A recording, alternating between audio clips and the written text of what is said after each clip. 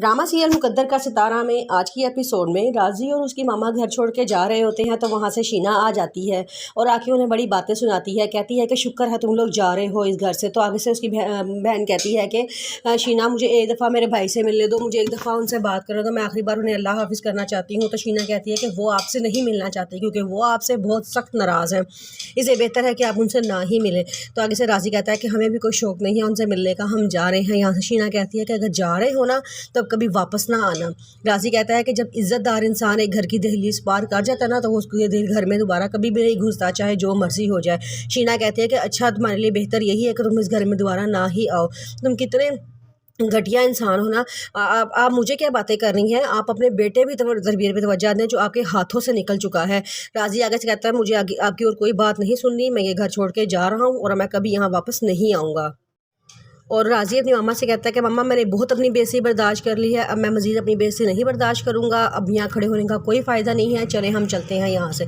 वो और दोनों वहाँ से निकल जाते हैं। शीना कहती है शुक्र है इन लोगों से तो जान छूटी, चलो इसी बहाने छूटी, जान तो छूटी ना इनसे। हादिया बड़ा परेशान होती है, वो डॉक्टर को अकेले चेकअप करवाने के लिए चली जाती है। उसके बाद हादिया के पापा अलीम साहब कहीं नमाज़ पढ़ के वापस आ रहे होते हैं तो शीना उन्हें फ़ोन करती है। उन्हें फ़ोन करके कहती है कि आपको पता है आपकी बेटी ने क्या कारनामा किया है। अलीम साहब कहते हैं क्या कारनामा किया है। तो वो कहती है कि आपकी बेटी सारी रात राजी के साथ रही है, यानी कि उसने पूरी रात राजी के साथ गुजारी है। अलीम साहब कहते हैं आप क्या कह रहे हैं, आप कैसी बातें कर रही हैं। तो वो कहती है कि मैं जो कह रही हूँ मैं बिल्कुल ठीक कह रही हूँ, मेरे बेटे फैज़ान, इनकी तस्वीरें भी ली हैं, हमारे पास सब सबूत हैं, हम झूठ नहीं बोल रहे हैं। आपकी बेटी ने ये हरकत की है और मैं आपको बता रही हूँ कि आपकी बेटी सही लड़की नहीं है। वो पहले भी राजी को पसंद करती रही है, हमेशा से राजी से शादी करना चाहती थी और अब उसको ज़रा थोड़ा सा मौका क्या मिला, उसने तो राजी के साथ मिलना जुलना ही शुरू कर दिया। और मिलना जुलना तो क्या, उसने पूरी रात राजी के साथ गुजारी है। हलीम साहब ये बातें बर्दाश्त नहीं कर सकते, वो बेहोश होकर वहीं पर गिर जाते हैं।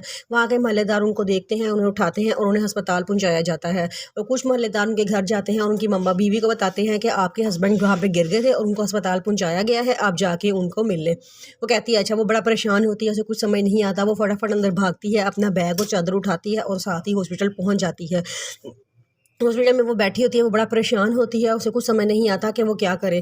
फिर वो फ़िज़ा को फ़ोन करती है और बताती है कि फ़िज़ा तुम्हारे अबू वहाँ पे बेहोश होकर गिर गए हैं और मुझे समझ नहीं आ रहा, मैं हॉस्पिटल में अकेली हूँ, तुम आ जाओ। फ़िज़ा कहती है कि मम्मा आप बिल्कुल ही परेशान ना हो, मैं अभी निकल रही हूँ और फ़ौरन आपके पास पहुँच रही हूँ। फ़िज़ा बड़ा परेशानी में वहाँ से अपनी यूनिवर्सिटी से निकलती है और सीधा हॉस्पिटल पहुँच जाती है। उसकी मामा राजी को फ़ोन करती हैं और कहती हैं कि मुझे समझ नहीं आ रहा मैं क्या करूं, मैं बिल्कुल अकेली हूं, पता नहीं ऐसा क्या हो गया है। जो वो इतना परेशान है, राजी हादिया को लेकर फ़ौरन ही हॉस्पिटल पहुंच जाता है। जब वो दोनों पहुंचते हैं तो उसकी मम्मा हादिया से पूछती हैं कि बेटा मुझे बताओ ऐसा क्या हुआ था जो शीना ने फ़ोन करके तुम्हारे अब्बू को इतनी बातें सुनाई हैं।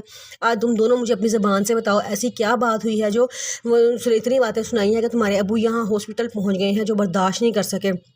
हादी कहती है मम्मा अभी ये बातें करने का टाइम नहीं है, आपको सारी बातें बताएंगे लेकिन घर चल के बताएंगे, अभी आप फ़िलहाल ये दुआ करें कि आके हमारे अबू बिल्कुल ठीक हो जाएं। वो कहती है कि हाँ बेटा चलो ठीक है, अस्पताल ऐसा वाकई जगह नहीं है जहाँ ये बातें की जाएं, लेकिन मैं तुम लोगों से पूछूंगी ज़रूर ऐसा हुआ क्या था जो तुम्हारे पापा को ये हालत हो गई है।